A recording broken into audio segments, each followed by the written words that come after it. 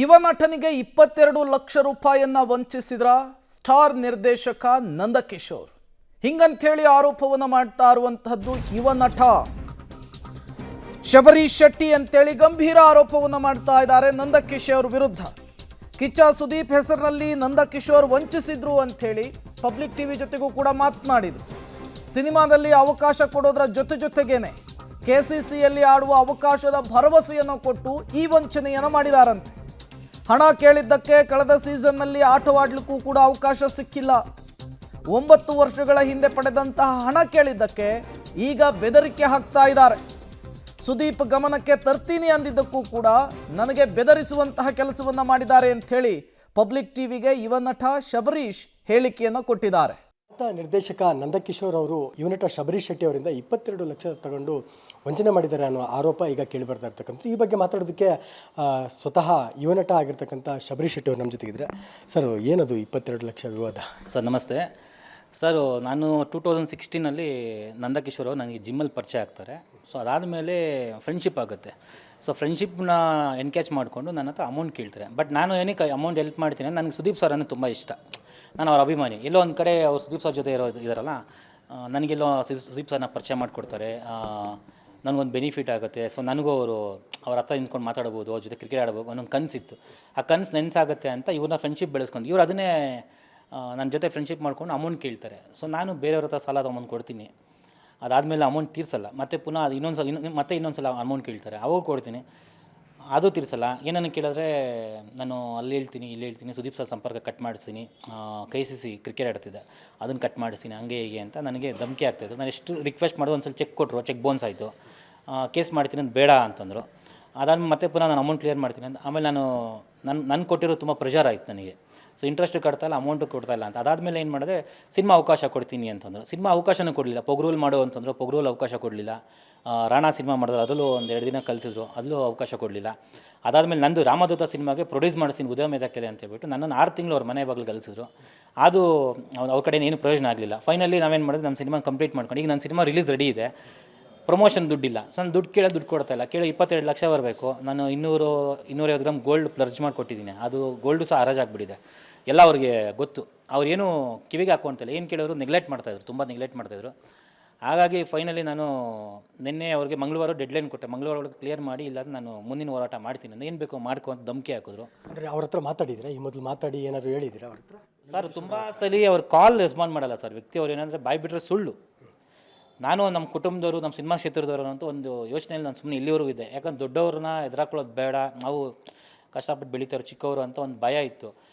ಎಲ್ಲಿ ನನಗೆ ತುಂಬ ಒತ್ತಡ ಜಾಸ್ತಿ ಆಯಿತು ಮತ್ತು ಬೆದರಿಕೆ ಜಾಸ್ತಿ ಆಯಿತು. ನಾನು ಮನಸ್ಸು ಬದಲಾವಣೆ ಮಾಡ್ಕೊಂಡು ಸೊ ಮೀಡಿಯಾ ಮುಂದೆ ಹೋದರೆ ಏನೋ ಒಂದು ಆಗುತ್ತೆ, ಅಟ್ಲೀಸ್ಟ್ ನನ್ನಂಥ ಪುಟ್ಟ ಕಲಾವಿದರಿಗೆ ಅವಕಾಶ ಕೊಡ್ತೀನಿ, ವಂಚನೆ ಮಾಡಿದ್ರೆ ಮತ್ತು ಬೇರೆಯವ್ರಿಗೆ ಯಾರಿಗೂ ಈ ಥರ ಅವಕಾಶ ಮೋಸ ಮಾಡಬಾರ್ದು ಅನ್ನೋ ಥಾಟ್ ಇತ್ತು. ಸೊ ಹಿಂಗೂ ನಾನು ಮೋಸ ಆಗಿಬಿಟ್ಟಿದ್ದೀನಿ. ಸೊ ದುಡ್ಡು ಬರುತ್ತಾ ಬರೋಲ್ಲ ಇನ್ನೂ ನನಗೆ ಕ್ಲಾರಿಟಿ ಇಲ್ಲ. ಈಗ ದುಡ್ಡು ಬಂದರೆ ನಾನು ಸಿನಿಮಾ ಪ್ರಮೋಷನ್ ಮಾಡ್ಕೊತೀನಿ ನಂದು ರಾಮದೂತನ, ಇಲ್ಲ ಅಂದರೆ ನಾನು ಕಾನೂನು ಹೋರಾಟ ಮಾಡ್ತೀನಿ. ಇದು ಎಷ್ಟು ದುಡ್ಡು ಕೊಟ್ಟಿದ್ದೀರಿ ಮತ್ತು ನಿಮ್ಗೇನು ಅವಕಾಶ ಕೊಡ್ತೀನಿ ಅಂತ ಹೇಳಿದ ಅಥವಾ ಸುದೀಪ್ ಸರ್ ಜೊತೆಗೆ ಸಂಪರ್ಕ ಬೆಳೆಸ್ಕೊಂಡು? ಅಂದರೆ ಅವರು ನನ್ನ ಹತ್ರ ದುಡ್ಡು ತೊಗೊಂಡಿದ್ದು ಫ್ರೆಂಡ್ಶಿಪ್ಪಲ್ಲಿ ತೊಗೊಂಡ್ರು. ನನ್ನ ವೀಕ್ನೆಸ್ ಎನ್ಕ್ಯಾಚ್ ಮಾಡಿಕೊಂಡ್ರು. ಅಂದರೆ ಸುದೀಪ್ ಸರ್ ಅವರ ಅಭಿಮಾನಿ ಅನ್ನೋ ಒಂದು ಥಾಟ್ ಇತ್ತಲ್ವ, ಅದನ್ನು ಎನ್ಕ್ಯಾಚ್ ಮಾಡಿಕೊಂಡು ನನ್ನ ಹತ್ರ ತೊಗೊಳ್ತಾಯಿದ್ರು. ನಾನು ಅದೇ ಮೈಂಡ್ ಸೆಟ್ ಇಟ್ಕೊಂಡಿದ್ದೆ, ಏನಂದರೆ ಹೆಲ್ಪ್ ಮಾಡ್ತಾರೆ ಎಲ್ಲೋ ಒಂದು ಕಡೆ ಅಂತ. ಹಂಗೂ ಪರಿಚಯ ಮಾಡಿಕೊಟ್ರು ಸುದೀಪ್ ಸರ್ನ 2016 ಬಿಗ್ ಬಾಸ್ ಹೌಸ್ ಮನೇಲಿ ಪರಿಚಯ ಮಾಡಿಕೊಟ್ರು. ಒಂದ್ಸಲಿ ಪರಿಚಯ ಮಾಡಿಕೊಟ್ಮೇಲೆ ಮತ್ತೆ ಪುನಃ ಸಂಪರ್ಕ ಬೆಳೆದು ಸೊ KCC ಆಡಿದೆ 2 ಸೀಸನ್ನು. ಯಾವಾಗ ಒತ್ತಡ ಜಾಸ್ತಿ ಆಗ್ತದೆ ಅವ್ರನ್ನ 3ನೇ ಸೀಸನ್ KCCನ ತೆಗೆದಾಕಿದ್ರು. ನಾನು ಆಡ್ಸೋಕೆ ಬಿಡಲಿಲ್ಲ. ಸೊ 4ನೇದು ಮೊನ್ನೆ ಲಾಸ್ಟ್ KCC 4 ಬಂದು KP ಶ್ರೀಕಾಂತ್ ಅವ್ರ ಮುಖಾಂತರ ಹೋಗಿದ್ದಕ್ಕೆ ನಾನು 4th ಸೀಸನ್ KCC ಆಡಿದೆ. ಹಂಗಾಗಿ ಬೆನಿಫಿಟ್ ಆಯ್ತು ನನಗೆ. ಇಲ್ಲ ಅಂದರೆ ಅವ್ರು ನಂಬ್ಕೊಂಡೋದ್ರೆ ನನಗೆ ಇದೇ ವಂಚನೆ ಯಾರ ಆಗ್ತೈತೆ. ಅವಾಗ ಹಣ ಕೇಳಿದ್ದಕ್ಕೆ KCCಯಲ್ಲೂ ಕೂಡ ಆಡಕ್ಕೆ ಬಿಟ್ಟಿಲ್ಲ ನಿಮ್ಮನ್ನು. ಅಂದರೆ ನಾನು ಅಮೌಂಟ್ ಕೇಳಿದಾಗೆಲ್ಲ ನನಗೆ ರೀಸನ್ ಕೊಡೋದು, ಸುದೀಪ್ ಸರ್ ಹತ್ರ ಕರ್ಕೊಂಡು ಹೋಗ್ತೀನಿ ಅಥವಾ ಸಿನಿಮಾ ಪ್ರಮೋಷನ್ ಮಾಡಿಸ್ತೀನಿ, ಅದು ಮಾಡ್ತೀನಿ ಅಂದಾಗ ಮಾತಾಡ್ತೀನಿ. ಅಂದರೆ ಹೆಂಗೆ ಅಂದರೆ ಈಗ ಊಟ ಕೊಟ್ಟು ತಟ್ಟೆಲಿ ಊಟ ಮಾಡೋದು, ವೆಯ್ಟ್ ಮಾಡೋದು, ಈ ಥರ ನಂಗೆ ಆಸೆ ತೋರಿಸ್ಕೊಂಡು ಆಸೆಗೆ ನಾನು ಬಲಿಪೋಷ ಆಗಿಬಿಟ್ಟೆ. ಸೊ ಫೈನಲಿ ಅವರು ಸುದೀಪ್ ಸರ್ ಹತ್ರನೂ ನನಗೇನು ಹೆಲ್ಪ್ ಮಾಡಿಲ್ಲ, CCLಗೂ ಸಪೋರ್ಟ್ ಸಿಗಲಿಲ್ಲ. ಈ ಕಡೆ ನಾನು ಕಷ್ಟಪಟ್ಟು ಒಳಗೋದೆ, KCC ಆಡ್ಕೊಂಡೆ. ಅದಾದಮೇಲೆ ಈಗ ನಾವು ದುಡ್ಡು ಕೇಳೋದು ಏನು ಬೇಕೋ ಮಾಡ್ಕೋ ಅನ್ನೋ ಥರ ಧಮಕಿ ಹಾಕಿದ್ರು. ಸೊ ಆಯಿತು, ನಾನು ಕಾನೂನು ಹೋರಾಟ ಮಾಡ್ತೀನಿ ಅಂತ. ನನಗೂ ಲಾಯರ್ ಇದ್ದಾರೆ, ನಾನು ಲಾಯರ್ ಮುಖಾಂತರ ಬರ್ತೀನಿ ಅಂತಂದ್ರೆ ಓಕೆ ಅಂತ ನಾನು ಮಂಗಳವಾರ ಚಾಟ್ ಮಾಡಿದ್ದೀನಿ ಅವ್ರ ಹತ್ರ. ಈಗ ರಾಮದೂತ ಸಿನಿಮಾ ನಿಮ್ದು ಅಥವಾ ನೀವು ನಾನು ರಾಮದೂತಲ್ಲಿ ನಾನೊಬ್ಬ ಆ್ಯಕ್ಟ್ರು. ಸೊ ನಮ್ಮ ಸಿನಿಮಾ ಈಗ ಕಂಪ್ಲೀಟ್ ಆಗಿದೆ. ಅಂದರೆ ಪ್ರಮೋಷನ್ ದುಡ್ಡು ಬೇಕೀಗ, ದುಡ್ಡಿಲ್ಲ. ಅಟ್ಲೀಸ್ಟ್ ದುಡ್ಡು ಬಂದರೆ ನಾನು ಪ್ರಮೋಷನ್ ಮಾಡ್ಕೊಂಡು ಸಿನಿಮಾ ಆಚೆ ಬರ್ತದೆ. ಈಗ ಸುದೀಪ್ ಸರ್ನ ಯಾಕೆ ಹೇಳ್ತಾ ಇರ್ತಾರೆ ಹೆಸರು? ಸರ್ ನಾನು ಸುದೀಪ್ ಸರ್ ಹೆಸರು ತರ್ತಿಲ್ಲ, ನಾನು ಅವ್ರ ಅಭಿಮಾನಿ, ಅವರಂದರೆ ತುಂಬ ಇಷ್ಟ ನನಗೆ. ಅವ್ರು ಅದನ್ನು ವೀಕ್ನೆಸ್ ಎನ್ಕ್ಯಾಚ್ ಮಾಡಿಕೊಂಡು ನನ್ನ ಹತ್ರ ಸಂಪರ್ಕ ಬೆಳೆಸ್ಕೊಂಡು, ನಾನು ಅವ್ರ ಸಂಪರ್ಕ ಬೆಳೆಸ್ಕೊಂಡು ರೀಸನ್ ಒಂದು ಅವರು ಆತ್ಮೀಯತೆ ಸಿಗುತ್ತೆ, ಸುದೀಪ್ ಸರ್ ಹತ್ರ ಪಕ್ಕದಲ್ಲಿ ನಿಂತ್ಕೋಬೋದು, ನನ್ನ ಡ್ರೀಮು ಫುಲ್ಫಿಲ್ ಆಗುತ್ತೆ ಅನ್ನೋ ಥಾಟ್ ಇತ್ತು.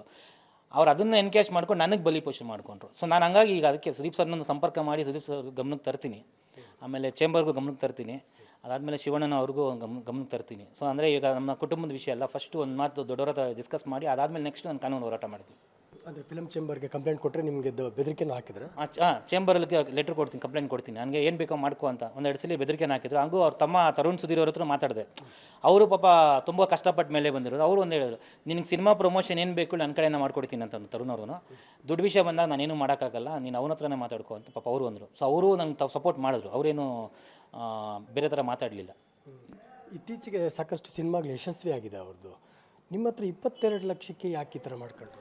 ಸರ್ ನನ್ನ ಹತ್ರ ತೊಗೊಂಡು 9 ವರ್ಷ ಆಗಿದೆ, ನನಗೆ ಕೊಡಬೇಕು ಅನ್ನೋ ಉದ್ದೇಶ ಅವ್ರಿಗಿಲ್ಲ. ನಾನು ನಿಮಗೆ ಕಳಿಸ್ತೀನಿ ಡೀಟೇಲ್ಸು. ನಾನೊಂದು 50 ಮೆಸೇಜ್ ಹಾಕಿ ಒಂದು ಮೆಸೇಜು ವಾಟ್ಸಪ್ಪಲ್ಲಿ ಒಂದು ವೀವ್ ಕಳಿಸ್ತಾರೆ, ಸಿಂಗಲ್ ವೀವ್ ಅಂದರೆ ಒಂದ್ಸಲಿ ಕೇಳ್ಬೋದು ಅಷ್ಟೇ ವಾಯ್ಸ್ ನೋಟು. ಅದಾದಮೇಲೆ ಮತ್ತೆ ಕೇಳೋಕ್ಕಲ್ಲ. ನಾನು ಹುಷಾರಾಗೋದನ್ನು ಸ್ಕ್ರೀನ್ ರೆಕಾರ್ಡಿಂಗ್ ಮಾಡಿ ಇಟ್ಕೊಂಡೆ, ಸೇಫರ್ ಸೈಡ್ ಇರಲಿ ಅಂತ, ಯಾಕೆ ಡಾಕ್ಯುಮೆಂಟ್ ಬೇಕು ಅಂತ. ಇಲ್ಲಾಂದರೆ ನಾನು ಬಕ್ರ ಆಗ್ಬಿಡ್ತಿದ್ದೆ. ಸೊ ಅವರು ಏನಾದ್ರು ದುಡ್ಡು ಇದೆ ಕೊಡೋಕ್ಕೆ ರೆಡಿ ಇಲ್ಲ, ಅವರು ಬೇಕು ಅಂತಲೇ ಕೊಡೋಕ್ಕೆ ರೆಡಿ ಇಲ್ಲ ಅವರು. ಈಗ ನಾನು ಧೈರ್ಯ ಮಾಡಿ ಆಚೆ ಬಂದಿದ್ದೀನಿ, ನನ್ನಂಥ ಕಲಾವಿದರು ಎಷ್ಟೋ ಜನಕ್ಕೆ ಈ ಥರ ಮೋಸ ಮಾಡಿರ್ಬೋದು, ನನಗೆ ಗೊತ್ತಿಲ್ಲ. ಸೊ ನಾನು ಅದು ನನಗೊಂದು ಸಂಶಯ ಇದೆ. ಆಗಿರ್ಬೋದಾ ಬೇರೆ ಕಲಾವಿದರಿಗೂ ಈ ಥರದ್ದು ಅನ್ಯಾಯ ಆಗಿರ್ಬೋದು? ಸರ್ ಅದು ಕ್ಲಾರಿಟಿ ಇಲ್ಲ, ಬಟ್ ಸಂಶಯ ಇದೆ. ಯಾಕಂದ್ರೆ ನಾನೇ ಇಷ್ಟು ಸ್ಟ್ರಾಂಗ್ ಆಗಿದ್ರು ನನಗೆ ಇಷ್ಟು ಆಟ ಆಡಿಸಿದ್ರೆ ಅಂದರೆ ಬೇರೆಯವ್ರ ಹತ್ರ ತೊಗೊಂಡಿರ್ಬೋದೇನೋ ಅನ್ನೋ ಸಂಶಯ ಇದೆ ನನಗೆ. ಈಗ ನಿಮ್ಮ ಸಿನಿಮಾ ರಿಲೀಸ್ ಆಗ್ತದೆ, ಅದಕ್ಕೇನಾದ್ರು ಅಡ್ಡಿ ಆತಂಕ?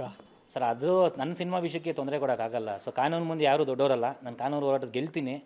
ಸೊ ಅವರಂಥವ್ರು 1000 ಜನ ಮೊದಲು ನನ್ನ ಸಿನಿಮಾ ನಿಲ್ಲಿಸಲ್ಲ, ರಿಲೀಸ್ ಆಗೇ ಆಗುತ್ತೆ. ನನಗೆ ತೊಂದರೆ ಆಗಿರೋದು ದುಡ್ಡು ಬರಬೇಕು, ವಂಚನೆ ಮಾಡಿದ್ದಾರೆ.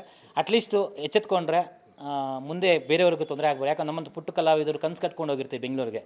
ಸೊ ನಾವು ಸಿನಿಮಾ ಮಾಡಬೇಕು, ಗೆಲ್ಲಬೇಕು ಅಂತ. ಈ ಥರ ನಿರ್ದೇಶಕರೇ ಈ ಥರ ಮೋಸ ಮಾಡಿದಾಗ ನಾವೇನು ಮಾಡಬೇಕು ಅನ್ನೋದು ಭಯ ಆಗುತ್ತೆ. ಸೊ ಅಟ್ಲೀಸ್ಟ್ ನನ್ನಿಂದ ಬರೋ ಕಲಾವಿದರಿಗೂ ಒಂದು ಸ್ವಲ್ಪ ಎಚ್ಚೆತ್ಕೊಳ್ಳಿ ಅನ್ನೋ ಒಂದು ಉದ್ದೇಶ ಅಷ್ಟೇ. ಈಗ ಲಾಸ್ಟ್ ಆಪ್ಷನ್, ನೀವೇನು ಸಿನಿಮಾ ಇದಕ್ಕೆ ದೂರು ಕೊಡ್ತೀರಾ ಕಂಪ್ಲೀಟ್? ಸರ್ ಈಗ ಅದೇ ಸೋಮವಾರ ಮೇಲೆ ಪ್ಲಾನ್ ಮಾಡ್ತೀನಿ. ಈಗ ಸುದೀಪ್ ಸರ್ನ ಸಂಪರ್ಕ ಮಾಡಬೇಕು, ಸುದೀಪ್ ಸರ್ನ ಒಂದ್ಸಲಿ ಅವ್ರ ಗಮನಕ್ಕೆ ತರ್ತೀನಿ, ಮತ್ತು ನಮ್ಮ ಶಿವಣ್ಣ ಅವ್ರಿಗೂ ಗಮನಕ್ಕೆ ತರ್ತೀನಿ, ದೊಡ್ಡ ಮನೆ ಅವರಲ್ಲ ಅವ್ರಿಗೂ ಗಮನಕ್ಕೆ ತರ್ತೀನಿ. ಅದಾದಮೇಲೆ ಚೇಂಬರ್ಗೊಂದು ಕಂಪ್ಲೇಂಟ್ ಕೊಡ್ತೀನಿ. ನನಗೆ ಅಲ್ಲೆಲ್ಲೂ ಏನೂ ಸಿಗಲಿಲ್ಲ ಅಂದರೆ ನಾನು ಕಾನೂನು ಹೋರಾಟ ಮಾಡ್ತೀನಿ. ಇದಿಷ್ಟು ಯುವ ನಟ ಶಬರಿ ಶೆಟ್ಟಿ ಅವರ ಮಾತು. ಅಂದರೆ ಖ್ಯಾತ ನಿರ್ದೇಶಕ ಕಿಶೋರ್ ಅವರು ನಮಗೆ 22 ಲಕ್ಷ ವಂಚನೆ ಮಾಡಿದ್ದಾರೆ ಅನ್ನುವಂಥ ಆರೋಪವನ್ನು ಸದ್ಯ ಮಾಡ್ತಾ ಇರ್ತಕ್ಕಂಥದ್ದು. ಕ್ಯಾಮರಾಮನ್ ಮದನ್ ಜೊತೆ ರವಿ, ಪಬ್ಲಿಕ್ ಟಿವಿ, ಕೋಲಾರ.